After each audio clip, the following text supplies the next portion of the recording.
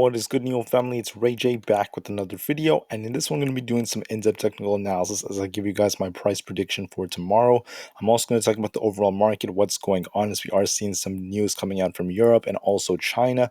I'm also going to end this video by talking about some very bullish news that just came out, as NIO has reported their sales, their amazing sales that came out, their deliveries, and we're seeing another increase compared to last year, despite all the hardships, despite the lockdowns. They managed to make a comeback, they pushed forward, and I'm still very, very, very proud of the company, and I do believe it's going to soar in the future. Now, before I break any of this data down, before I give you guys my price prediction for tomorrow, I do have to mention a couple of things real quick. The first thing is I'm not a financial planner, so please don't take any of this as financial advice. And also, if you guys can, please smash the like button if you want to see more videos like this. Not only benefits me, it benefits the entire NIO community as a whole.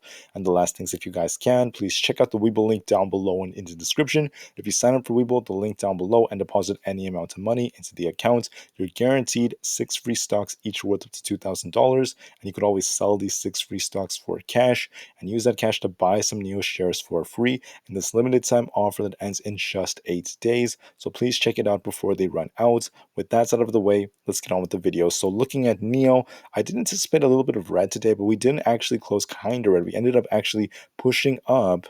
Like, we were up like 7-8%, all the way up to almost $19. I predicted we'd actually run to about 18 or a little bit above that. We went a little bit higher than I predicted. Then we got rejection and we started dropping just like how I thought we would. We just didn't drop as hard, but overall, you could see how crazy this was. We got a crazy looking wick right over here. I don't know why. I think it's kind of a glitch, but overall, we pushed down throughout the entire day with the whole market, and NIO barely closed in the green, up 1.04%. And even though that's good that we did end up closing green, there is some important things to be discussing that I think may actually affect NIO for the next few days. Now, I want to talk about the market right now, okay? In Europe, we're seeing some warnings of higher inflation, and that can be a negative catalyst for the markets. And it's not necessarily a surprise to us. I think a lot of these changes are kind of priced in, but also we have the Fed quantitative tightening that's starting today, right? It already started, and this is going to be a big day for economic data. All this means is that the Fed has a very big balance sheet, and as they have this big balance sheet, it's due to the fact that they have these treasury bills and mortgage-backed securities that are backstopping the US economy.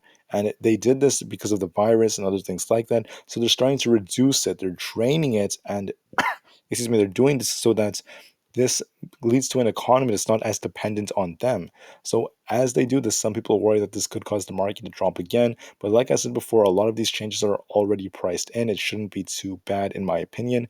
A good piece of news that came out is the fact that we have the lockdowns ending in China, and that's going to be fantastic. They're slowly getting right back to normal. Should take just maybe a week or two, and that's very good news because there's a lot of celebration there. They're done with these lockdowns. They're improving the situation. It's going to kind of lead to less constraints on supply chains and inventories. So that's a very, very good piece of news. And we could see the market kind of, it didn't necessarily react to this. I mean, if we look at the SPY, it did something that I mentioned in my previous video, and that is I talked about the fact that you bring up the 2-hour chart and you zoom into right here. The SPY had this gap right here. Remember I mentioned this? This gap is right here at around 406.99, 406.94, something like that. Let me see if I can get this right. 406.9 something. So yeah, what happened today was we filled the gap at 406.94. They got a nice bounce after that. If I bring up the 1 minute candles, check this out. The SPY, okay, it was dropping, right? Dropping throughout the day from 416. It's been dropping since yesterday. And what happened was we went down to 406.94. We filled the gap. Then we got a nice bounce all the way up to 414. Then we dropped a little bit after that. But you could see over the last 5 days, the SPY has been respecting an upward trend. So I'd like to see that kind of, excuse me, continue as it's actually improving. Now, looking at, let me see, the NASDAQ, very similar stuff. It's also respecting a bit of an upward trend. But one thing that's a little bit concerning is it does have a bit of a gap right here.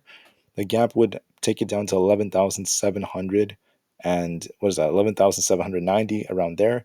and we're not that far from it. But the thing is, we do have support around that 11,900 range. So as of right now, I don't see it necessarily dropping that hard unless something big happens, and that is a possibility. Now, how will this affect NIO? Because right now the Nasdaq's respecting an upward trend. It does look like it might continue, excuse me, relatively soon. So for NIO, here's what I'm seeing. When you look at NIO, we're kind of trading in these channels, and I drew these out in the past. Now, if NIO starts pushing up, okay, we have room to go to around that 18.5 to 19 range. That's where we have those resistance levels also at 20. So 17.93, 18, 18.5, 19, and 20, they're all key resistance levels. Support is going to be at around 17.4 is kind of like a support range. Then 17 flat will be another support area, followed by that 16.5. So what do I think is happening to NIO? Well, right here, right off the bat, we could see there's this tiny gap that got filled.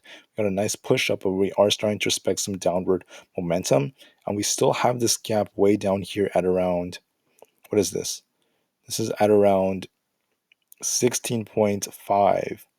So it is possible that NIO does end up dropping to 16.5 over the next 2 days to fill that gap. And once we fill the gap, we should kind of take off and move to the upside direction. So if the market does start pushing NIO down tomorrow, I'm going to draw it out for you in 1 second. Hold on. Let me get this to work first. Okay, I want to set this so that it's easier to see. Let me use the 1 minute candles. This is what may end up happening to NIO. So for what I'm predicting is this. Hold on 1 second. Okay, so I would not be surprised if tomorrow NIO gets a nice push into the open and actually pushes to that like 18, the low 18s. Then we get a bit of a rejection and the market kind of like pushes NIO down just a little bit. And what could happen is NIO actually drops down to the 17 range like this, and we get a nice bounce off that support zone. And we manage to kind of trade sideways, and we end up closing somewhere around, I would anticipate it to be around the low, maybe close to the mid to low 17 range, but I wouldn't be surprised if we end up closing around the low 17s, maybe around there, or maybe 17 flat. So that's essentially what I'm predicting. We kind of drop into this lower range. And we might be on our way to fill the gap at 16.5 on Friday before we get a nice bounce for next week. So that's essentially what I'm predicting.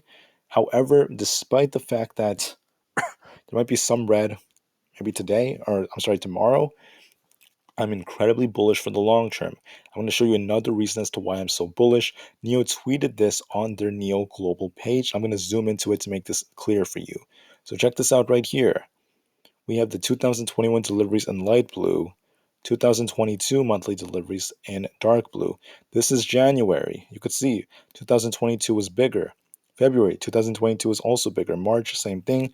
A big drop in April due to the fact that there were the lockdowns. Then May comes, the lockdowns started to kind of ease up. And also, like, there were still restrictions. And despite that, despite all these restrictions, they still managed to beat 2021. We got more deliveries in May of 2022 than May of 2021. Despite the restrictions, despite the lockdowns, despite all of that, we push forward, we refuse to quit, and we're seeing immense growth from this company. Huge shout out to them. I'm very excited.